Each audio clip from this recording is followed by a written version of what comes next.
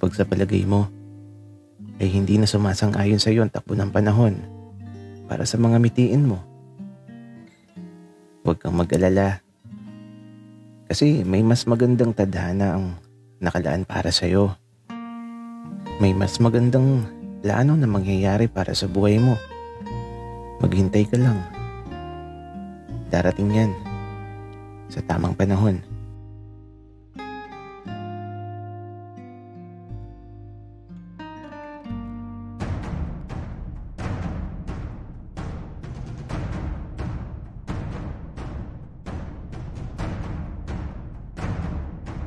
Kaibigan, huwag mong kalimutan mag-subscribe sa aming channel at huwag din kalimutan i-click ang notification bell at subscribe button. Subscribe na!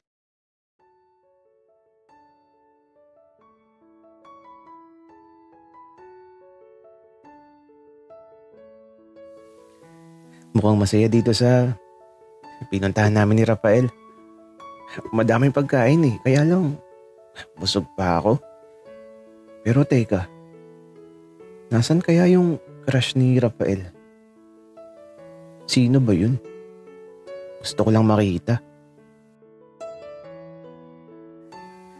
Kaya ito, habang kumakain kami, nagmamasid lang ako. Hindi naman malaking handaan ang naganap pero medyo madaming tao. At ilang saglit pa, may lumabas na isang babae na maganda.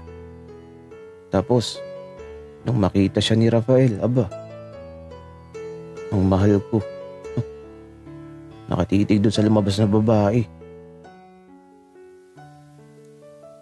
Uy, Rafael, sino yan? Siya na yung crush mo?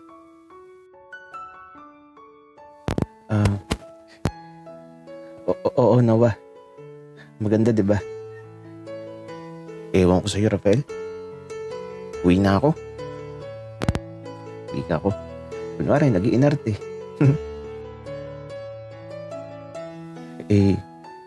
Bakit baga naman, Noah? Nagkakaganyan ka. Crush ko lang yan. Ikaw ang mahal ko. Talaga ba, Rafael? Ako lang ang mahal mo? Oo. Ikaw lang, Noah. Tsaka, yung anak ni Kapitan, ipapakilala pa sa'yo ni Kalagring. Baka nga, pagpalit mo ako dun .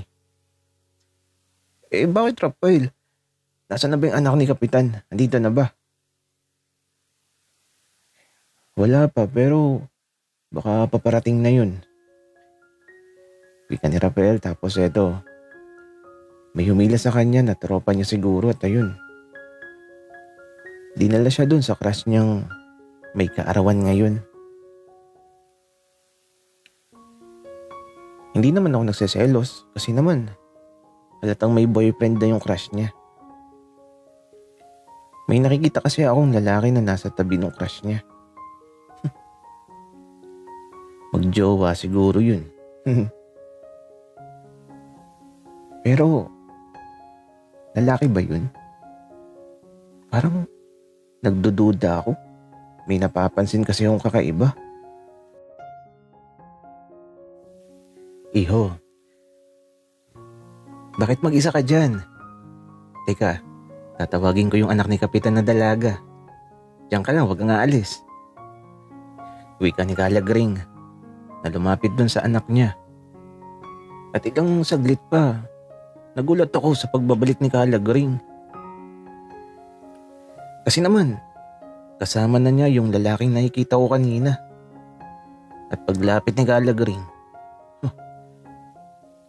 nagulat ako sa mga sinabi niya. Iho, Noah, si Princess pala, ang anak na dalaga ni Kapitan. Hindi talaga ako nakapagsalita. Nagulat ako . Kasi naman, mukha na siyang lalaki. Pero babae pala. At aba, Princess pa ang pangalan. Kalagring naman. Binata po, hindi dalaga. Pero, hi, Noah. Kamusta? Ikaw pala yung kaibigan ni Rafael. Finally, nakita na kita. Cute ka daw kasi at mukhang totoo ang sinasabi nila. Cute ka. Hindi naman masyado, princess. Ikaw ba kamusta? Ginulat mo ako ah. Okay naman, Noah. Eto, tomboy pa din. Iho, Noah. May iwan na muna kita. Princess, kausapin mo na muna siya ha.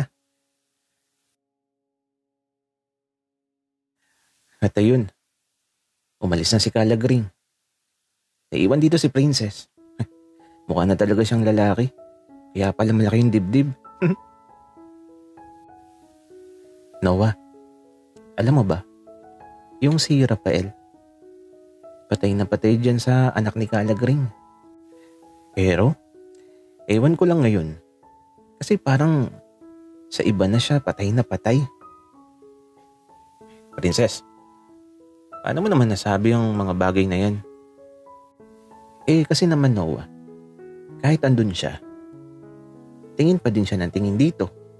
Mukhang may iba nang nilalaman ng puso ng kaibigan namin. Epekto ba yun ng pagkaka-aksidente niya? Ewan ko, princess. Siguro. Noah, umamin ka nga. Magjowa ba kayo ni Rafael? Kasi ang sweet niyo pagmasdan kanina tapos naghaharutan pa kayo. Uy, princess. Masyado kang malisyoso. Close lang talaga kami. Noah, lokohin mo na ang lahat. Wag lang ako. Kasi alam kong magjowa kayo. Halatang halata naman eh. Princess, kalmahan mo. Ganito kasi yun. Ang hirap palang ipaliwanag. Basta, close kami ni Rafael. Pero Noah, sino ka ba? Saan ka nang galing? Kasi bigla ka na lang lumitaw dito sa lugar namin. Princess, mahabang kwento. Baka nga di ka maniwala. Kasi alam mo, si tatay ang nakabili ng paboritong salamin ni Rafael. At mula sa salamin na yun, princess, doon ko nakilala si Rafael. Nakulong ang kaluluwa niya sa salamin tapos tinulungan ko siyang mahanap ang katawan niya. Ewan ko ba? Pero baka iniisip mo, princess, na nababaliw ako. Pero yun talaga ang totoo. Nakarating ako sa lugar na to, kakahanap sa katawan ni Rafael. Hanggang sa ospital, nakarating ako. At sabi ng nurse doon, ako daw ang dahilan sa paggising ni Rafael. Dahil sa halik ko. Hala, Noah, ang ganda naman ng nangyari. Grabe. Totoo pala ang tadhana. Nakakainggit naman. Sana ako din. Sana mahanap ko na din ang tadhana ko. Princess, naniniwala ka ba sa kwento ko? Oo, Noah. Kasi halatang halata sa'yo na di ka nagsisinungaling. Tapos nakangiti ka pa habang nagkukwento. Kaya alam kong totoo ang sinasabi mo. Salamat, princess. Ikaw ba? Ano bang trip mo? Ewan ko ba, Noah? Di ko alam eh. Gusto kong magjowa ng lalaki. Gusto ko lang subukan. Seryoso ba yan, princess? Kasi may papakilala ko sa'yo. Yung best friend ko. Si James. Bagay kayo nun. Noah, baka naman mas lalaki pa ako dun. Gusto ko kasi yung mararamdaman kong babae ako. At magpapakababae na talaga ulit ako kapag ganun. Ah, ganun ba?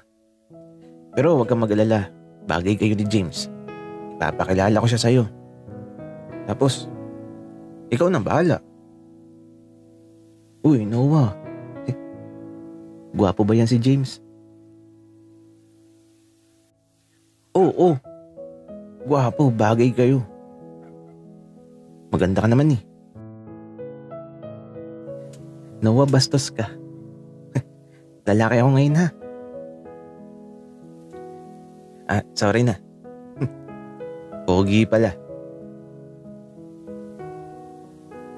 At eto, kinuha na ni Princess ang FB ko.